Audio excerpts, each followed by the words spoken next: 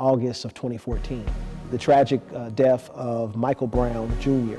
At the hands of a police officer here in Ferguson. In protest and in a lot of various forms of unrest and discourse, there seemed to arise a need for a physical space, a facilitator to help guide and organize healthy response. So Wellspring Church opened its doors and provided a space of safety and resource for those in the community. 1 year after the shooting of Mike Brown, we opened the Center for Social Empowerment. Whether it's learning about magnets or astrology, learning how to write and read better, or learning about social and racial justice in our own context. That learning environment is very important for the center and for the success of the center as well. As long as we hold up our corner, that makes sure that the other sides can be cared for as well.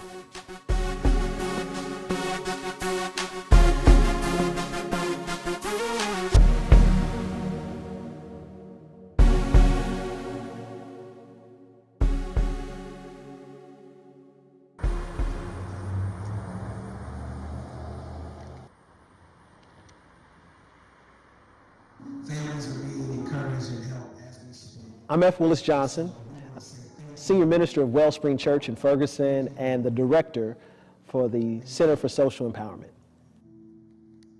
The Center for Social Empowerment is a hub for theologically informed work, reflection. In our efforts that are both local and even national, we help to seed conversation and to source action. The center emanates out of the community need and response that was on the forefront in August of 2014. The tragic death of Michael Brown, Jr. at the hands of a police officer here in Ferguson. The center is housed in the physical space of Wellspring Church, which is an urban church plan of the United Methodist Church in the Missouri Conference.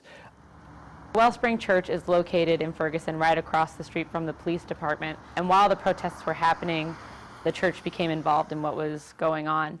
We were a space for people to come when the schools were not open. We were a space for prayer and conversation. And there was a first aid station here for protesters. And the church just began to be very involved in the social justice movement that was happening in the community around us.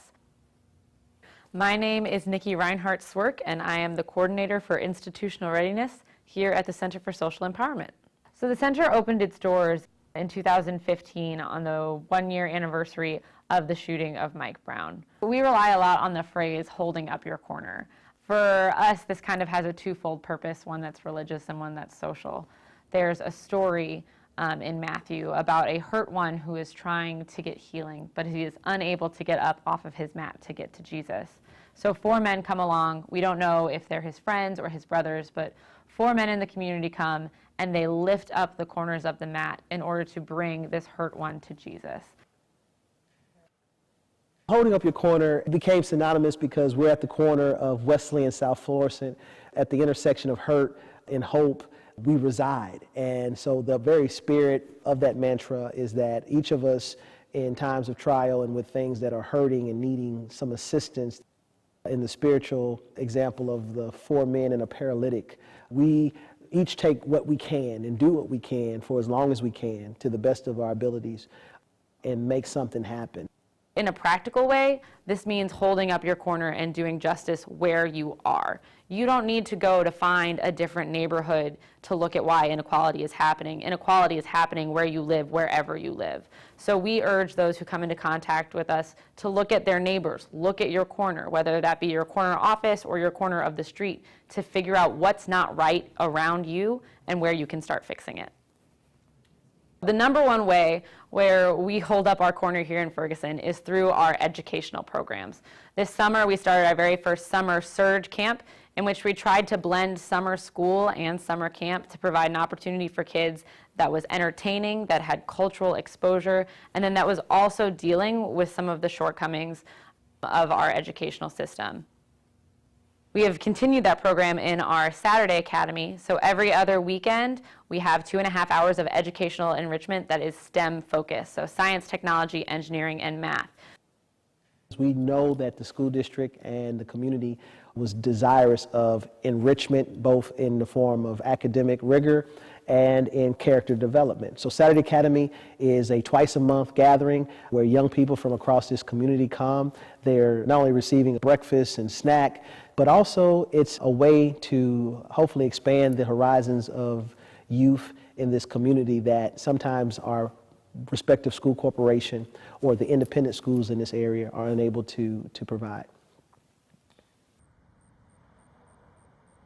My name is Rayburn Fitch. I am the Community Liaison and Volunteer Director here at the Center for Social Empowerment.